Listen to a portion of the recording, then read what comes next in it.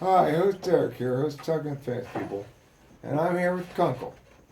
So, Famous person Kunkle is a first time visitor to Talking with Famous People and is unfamiliar with the immense excitement that goes on around here. So, I will fill him in right now. He's going to learn all about it. So, Kunkle, here's the first question I have for you. If you were going to work in the box factory, would you rather be the person who figures out which kind of objects fit into which boxes, or which kind of boxes fit into other kind of boxes? I would personally try and figure out what fits into the given box that I'm making. So obviously the first option. Do you want to make boxes too? Because right now you just have a job of figuring out, like, you either go, okay, Well, we can fit all these different packages into this one meta package and send it out, or you're going to figure out how a given object fits into a given box. I probably more focus on like how it all fits into a mega package rather than Okay. rather than make boxes or do any of that. Would you rather have too many eggs or too few? Too many eggs, because then I could figure it out from there. Would you rather have too many cats or too few?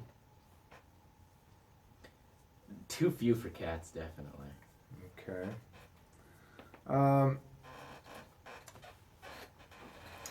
If you woke up one morning and learned that Jenny was very mad at you, okay, but you didn't know why, but you had it from her officer, she's very mad at you, would you rather know more? You only vaguely know who Jenny is. Would you rather know more about what it is you had done or what kind of person Jenny was? I'd want to know what I'd done, only because if someone that I vaguely know is mad at me, that I feel like that would say a lot more about me than it would say about her, because maybe I really did something to offend her or something. But yeah. If you found yourself one morning, you woke up, best of your knowledge, you went to bed normal in bed last night, but you woke up, you're in a strange place. Surrounding you are 15 other cots. On each cot is a sleeping person, and you're on one of the cots as well. And you're the first one to wake up, you think. Apparently you look around, everyone else still seems to be asleep. And you notice that on one wall there's a door, on another wall there's a window, and on the third wall there's a bureau of drawers. What would you do first in that situation? A bureau of drawers? Yeah. I personally would search through the drawers to see if they're unlocked and if there's anything useful. They're locked. Okay. What would you do next?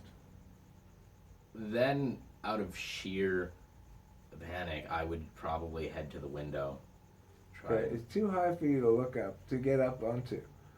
But you could, in theory, it occurs to you, well, maybe if you push the bureau of drawers over. But if I do that, you're going to kind of have to either move some other of these cots out of the way, or you're not quite sure how you get around all these sleeping people.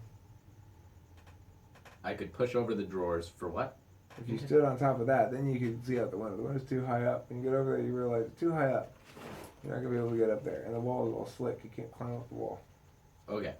Well, I personally don't know the hostility of the people sleeping or what they do if I woke them up. Mm-hmm. So I wouldn't necessarily try and move the drawers. If I couldn't reach the window, I'd probably head straight to the door. Okay. So you go to the door, and you notice that it doesn't have any door handle on the inside. It's just flat. But as far as you can tell, it probably pulls inward. It doesn't appear to be locked in any way, but you can't get your fingers through the slit or anything to pull on it. What do you do? Interesting. Then, out of really no dire option, I would probably move aside some of the cots and move the drawers towards the window just to try and see what's going on. Okay. So, in the process of moving the cots, though, you end up waking up the people sleeping on the cots. Of course. Okay, so they wake up and they're like, "What are you doing? Where am I? What did you do to me? Why did you bring me here?" What do you say? At that point, normally I would want to fuck with them and just say, hey, like, you've been brought into a top secret project you've been experimented on or something like that. But considering that I'm also trapped in there as well, MK Ultra. I'd just be like, welcome to Kunkle's Death Squad Forensics, you're about to learn DI. That's what I fucking do. But you have this whole like You're about to learn DI. you're about to learn drama. He starts crying himself like. you have these 15 other people, including yourself, all locked in this room doing speech drills, huh? Essentially, nah. What I would do is just explain the situation. Like, hey, I just woke up. I don't know what's going on. I explain the door. And just say, hey, I'm trying to move the drawers over so I can look out the window and see where we are. All right, this little girl says, "Here, mister, here's a rock. Why don't you see if you can break the door down with it?" Why the did she have a rock? She found it. In the She corner. found it where? In the corner. You missed it. You In the Okay, so I missed it in the corner after searching the room. Wow, you didn't search carefully. Okay. It was hidden underneath. It was hidden underneath what appeared to be a heating duct. Okay, it was hidden underneath the heating duct. Okay, so she hands me a rock and she wants me to break the door open. Yeah. I mean, I don't know what's on the other side of that door. And everybody else starts going, "Yeah, break it down!" And pretty soon they start chanting, "Break it down! Kunkle, break it down!" How the fuck did they know my name? That's how I know this is set up. You were wearing it. It says so on your shirt, on your pajama shirt that you're wearing. On my pajama shirt. So I'm That's assuming it, everyone else everybody's has names too. Yeah. So is there one named Rodney? No. I don't know why, but No. Their names are things like, it's all their last names. all their last names. Okay. Yeah. Okay. So normally I'm not one to succumb to peer pressure, but rather than hitting it at the I'd hit it at the door because hitting it at the window would be pretty useless Okay. for now. So you break the door down successfully. Everyone cheers, but what they didn't realize is the door was a support beam for the room. And so it collapses on them and kills them. Architecturally, how is that fucking possible? How is it a support It beam? wasn't really a door. It just was painted to look like a door. It's actually a support beam. Okay? So the room collapses and killed everybody. So now you're out in the hallway by yourself. Okay? You can go left or right. And you look down to the right, down to the left. You can't see what happens at either end of there because it kind of fades out or something. I don't know. Which way do you go? Back to the rubble because that means the room collapsed. So wouldn't that mean I have access to the outside? Okay, so you look back to the door and you realize that it was a tower, and the rubble is way down far below, and the side of the wall here is just sheer wall, and then a seagull comes right, ah! And then a little cloud floats by to show you how high you are up. Oh, to show you, I thought that was just a random fucking seagull, but okay. So I'd probably look back at the halls, and I had an option to left or right, right? Yeah. Right feels luckier. I go right. All right, you go right, and you come to a spot where you have a Y. On this Y, you can see it go to a science laboratory of some sort. You can't really see in there very much, but you can see like a few tops of some beakers and stuff to tell you what it is. Yeah. And then on this way, you go, it's outside, it's the beach. You see a beachy looking area. It's got some trees, and you see like a coconut palm tree and stuff like that. Which way do you go? The beachy area and a science lab. I'd go into the science lab. Okay. Probably some useful materials. There's a scientist in there, and he sees you and he says, "Hey, you need to get back in your room. What are you doing out of your room?" My instant response would be, what fucking room? It's dead. Whatever fucking idiot. Wait, did you break the room? You broke the whole room? You fucking painted the door as the support beam as a door, so yeah, I fucking broke the room, but... If it was a door, it would have had a doorknob on it, he says. So then how do you get in or out? Because there was only one entrance or exit, didn't have a doorknob. Duh! The actual door is painted like the wall. Why would it be painted like the wall? It's fun that way. How is it? You are a scientist and you lack logic. I am calling security to arrest you right now. You are a murderer. You killed that whole room full of people.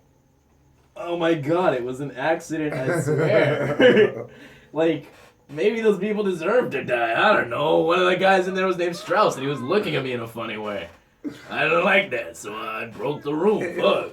But why would you tell him? Why wouldn't you say to him, "But you brought us here," right? Yeah, I should say that, but I'm not that kind of guy.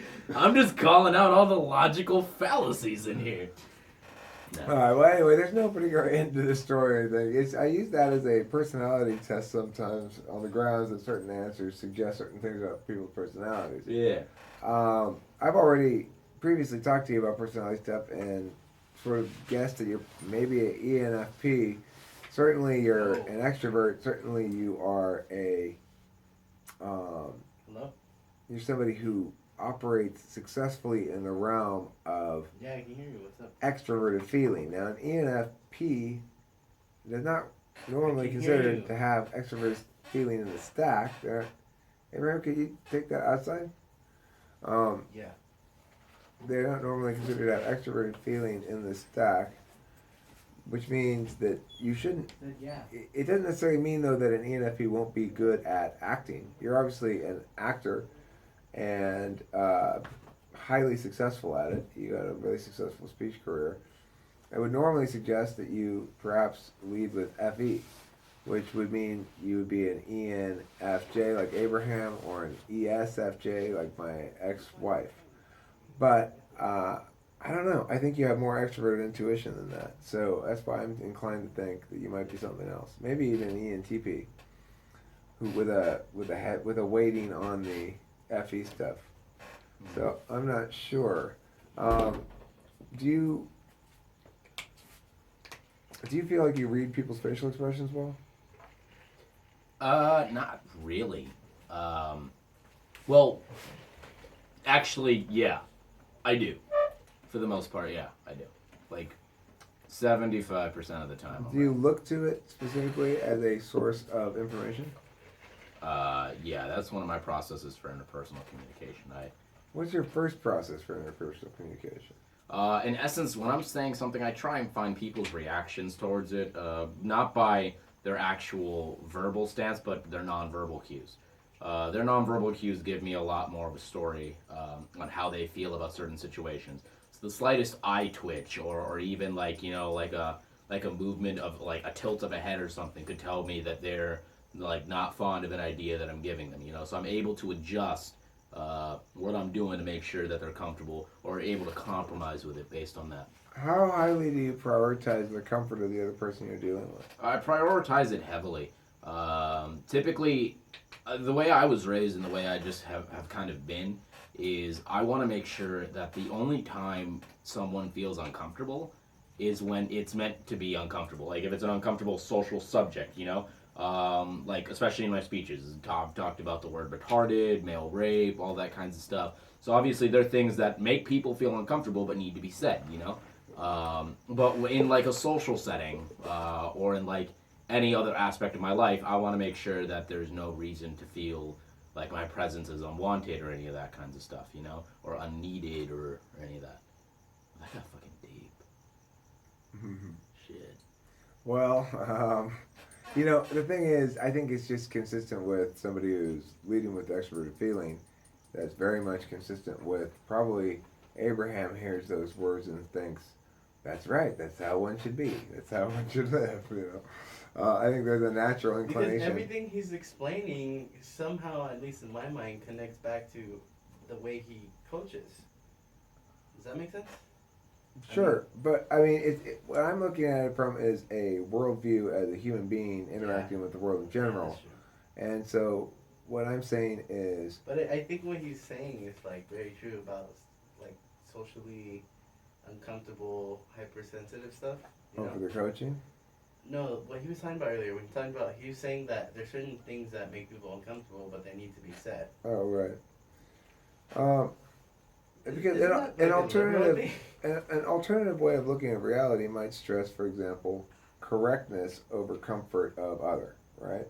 Mm-hmm. So some people are more argumentative and might choose to prioritize, no, I'm right about that, over the other person's comfort. Mm-hmm.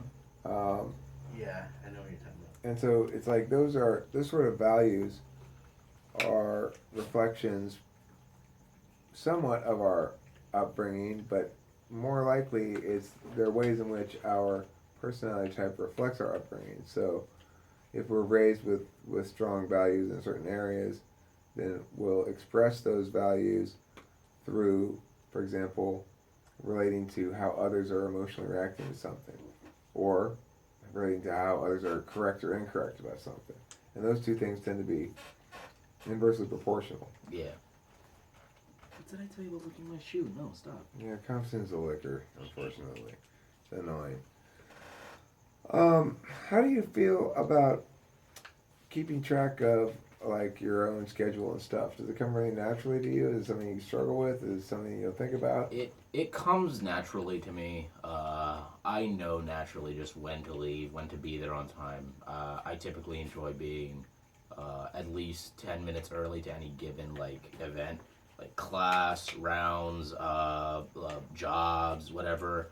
I typically enjoy being there a bit early so that I know that I'm not late or any of that. Personally, though, it's like scheduling, though organization. It's just been a natural habit for me. I've just been really organized in terms of how I do things. Um, so do you have like a day planner kind of book or something? I do have an agenda, but I usually keep that for assignments and major events. Not really like a day-to-day thing, but kind of like a what do I have to do this week. So there's no specific times or any of that. It's just like on Tuesday I have to do this, and that. I need to make sure that I'll figure out the order of the day up. You know, I have like a weekly planner more than a daily planner. I see.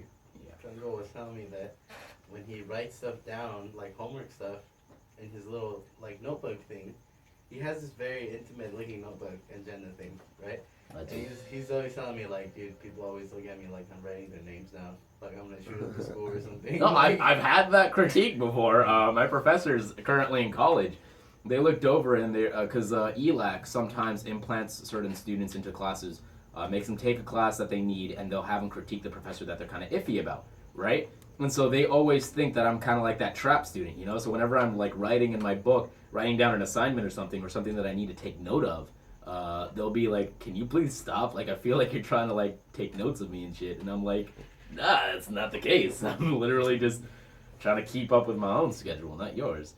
You are not that important." You know what's interesting is what I would call the guilt fallacy, which is people, whenever a professor is engaging in that sort of like, oh well, I don't want you taking notes on me, because I mean this is a behavior that people are very susceptible to. Yeah. If you are dealing with a bureaucrat or something, you walk in there with a notebook and you say, "Hi, what's your name?" Write down their name, or just even make writing motions. You know? Yeah. And then write down the things that they answer. They give you. All of a sudden, nobody wants to be scrutinized because they might get in trouble about something. Yeah. It's odd because they shouldn't feel guilty about anything. They haven't done anything. What should they be scared of? And the reason is because people don't think about that kind of a scenario as a battle that has costs on both sides. Yeah. Because they're used to addressing it from a certain hierarchical position or whatever. But even if from a hierarchical position under an underling so to speak position, it still has costs for both sides. And it's like the reason I don't worry about anybody taking notes on me or filming me in any context or whatever, if they want to, I tell parents are always welcome to come in and watch, film, whatever they want to do, I don't care. It's because if anybody wants to challenge me on something, I'm ready to go throw down with them. I'm going to turn it on them, you know? Amen. I'm going to throw it on, I'm going to turn it on them, and it's going to look bad for them, not me. And so I don't worry about that shit. But everybody's so filled with guilt, they think, well, I've done something wrong, even if they haven't even done anything wrong. I've got to be guilty, I've got to be scared of somebody paying close scrutiny to me because they might find something wrong they did. Well, that's a problem. If somebody's coming at you trying to find something wrong that you did, and then accusing you of doing something wrong when they find something, and they're just on a fishing expedition, then you gotta wonder what the hell they're looking into your business for anyway. Question, what building is it that they meet at GCC? It's the one with the big blue roof, with the blue round roof. What I would do is search in the autonomy folder, the autonomy Dropbox folder, search for GCC memo. Look at an old memo. It'll have all that information on it.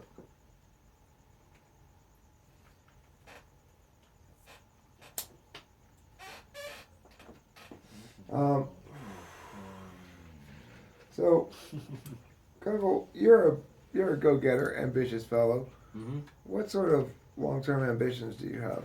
Well, quite personally, what I really want to do in life is I want to coach forensics, but preferably for the college level. I really want to be a community college professor, teach people, how to use their voice and how to interp and even how to be argumentative in the proper stances and all. You don't want to be an actor? Nope. It's cool, but it's not a field where I feel like I can make a difference in. I don't know. I've always had this constant intuition where I've thought if I'm going to be on this earth, if I'm going to do something, it better be something that will help others, Personally, I'm the kind of guy who, when I was born, about a month before I was supposed to go into labor, an umbilical cord was wrapped around my neck, and I was technically supposed to die until, the last, minute, where they were able to do cesarean surgery, unwrap me, and get me out, right?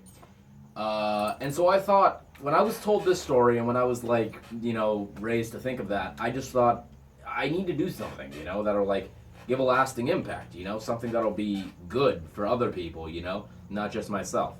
So that's kind of what I've prioritized. That's my long-term goal. I want to help people professionally find their voice, Well, yeah, okay. Thank you very much. You should be a professional interviewee is what you should do. You should also be a voiceover actor, doing commercials for insurance that you sell to old people on television. Like Allstate or something. If you want safe insurance, then you want Kunkle doing your voiceover. That's weird. But you're really, it's crazy watching you coach, It's crazy watching Abe coach Interp too. Interp's a much different thing to coach than is debate in general. I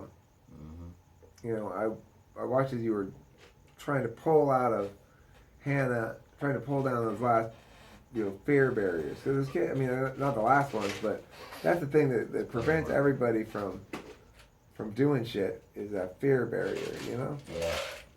A lot of fear in expressing yourself that openly and freely, making yourself vulnerable to criticism, making yourself taking the risk and possibly failing, doing it in such a way that it comes off unsuccessful, or awkward, or insincere, or whatever. Mm-hmm. Did you go through that period, or were you good at this stuff right away? My first year of forensics, I had quit midway through because I had given up. My first year was 8th grade. I was really good at it in 8th grade. But freshman year, I had to learn a whole new style because it was just different, from what we had done in high school. So we didn't have a professional team. It was just a class in school, so we didn't get to compete or any of that. But what I did was in freshman year, I struggled, Have you ever heard of the film Extremely Loud and Incredibly Close? I know the script. I know the piece. Yeah, I've done that before. That was my freshman year piece. And I just didn't connect with it, It was a touching story and all, but I was like, who am I to speak about 9/11? I couldn't interpret. I was just like, what the hell? So I dropped it. I quit the team. And then what I noticed was I started, I do this thing where it's kind of like my exercise for acting and shit. I look up my favorite scenes on YouTube, right? And I'll be walking around in my bedroom after I'm done with homework and stuff, and it's still something I do to this day. I'll look up scenes that I really like from films, right? Scenes that portray sadness or emotion or any of that. Things that I would want to emulate in my inter, and I'll try and act it out as best as I can, you know? In sync with the same motion, same pauses as the scene, you know? So once I started doing that, once I started getting all of that together, it just really came through, you know, and that's when I started getting good. So I came back in my sophomore year, and that's when I was able to qual the states and start kicking ass, you know. But in the beginning, it was a tough road, you know. I really had to overcome a ton of barriers. So when you were watching those scenes and emulating the emotion displayed there, were you distinguishing between, like, were you just like, okay, this is sad, happy, scared, angry? For the most part, I was I was trying to think of where this scenario would occur, where I would ever have to use these lines, or where would I have to feel this, you know, what would happen. One of the biggest proponents of this was my speech coach, Tony. He and I have never had the best relationship.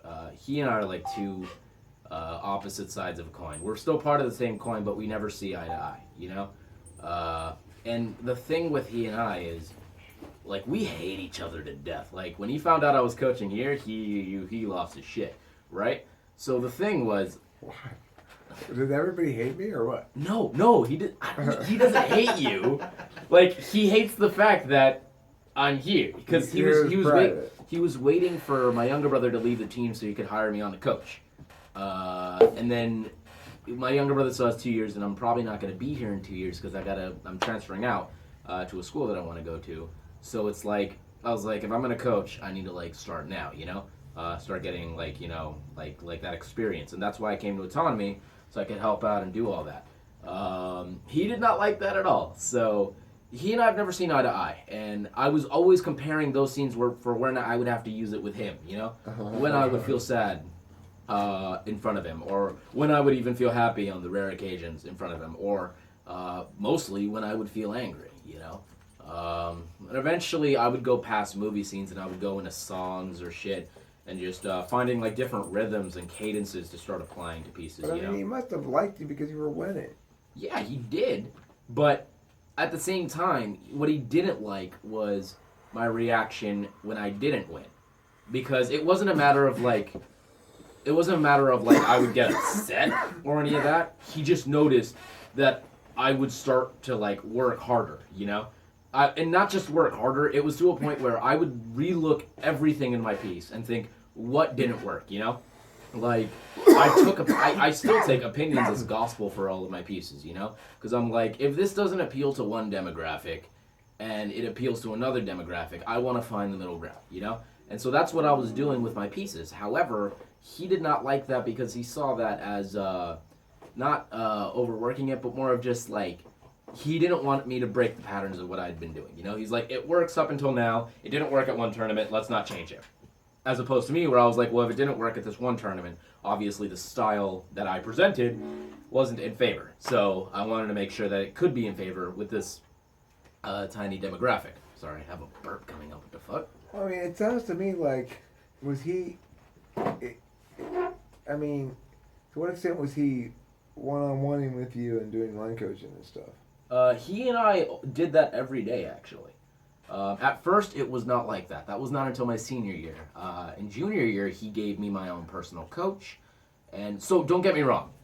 I was fucking, like, pampered on that team. He really did a lot for me, you know? He's a good coach, not to take that away from him, you know? But, like, person to person, he and I have never had, like a good friendship, you know? He and I have always been, like, head-to-head. Because in the sense that, you know how certain styles, like, clash together? Like, they just don't agree?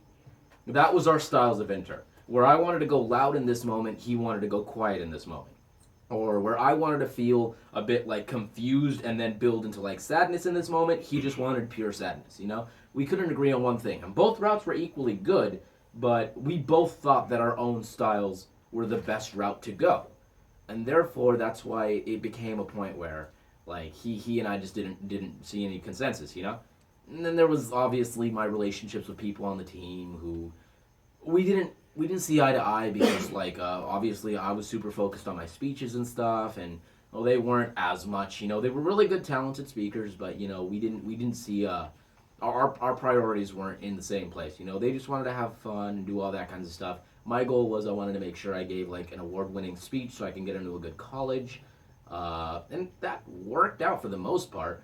But yeah, so a lot of people on the team would essentially like attack me or any of that kind of stuff. They'd blame me for shit, you know. If things went south, they'd blame it on me being over obsessive about speech. Did they have an external locus of control? I'd want to say so. Yeah. That means they blamed others for things that were really their fault. Yeah. So the reason why Tony and I just like where we really got upset was at nationals last year. There was this individual named Saskia Sani, a really good friend of mine, but we just ended on the wrong note. You know, when I made it to the octa-final round of nationals, she did not break, and of course, as custom to our team traditions, we typically try and console those who did not break. Okay. Saskia was fed up with my shit at that point, right? Of me like doing well, of me having this kind of goal, and me just being speech oriented rather than, you know, like interpersonal oriented, you know? So when I went to console her in front of literally every other school at the postings, she just went off, you know? And like when I mean went off, like she just brought it all up, you know? And it really shined a spotlight on me that was like, it showed people that I really wasn't human outside of speech. I was just kind of like this goal-oriented kind of guy.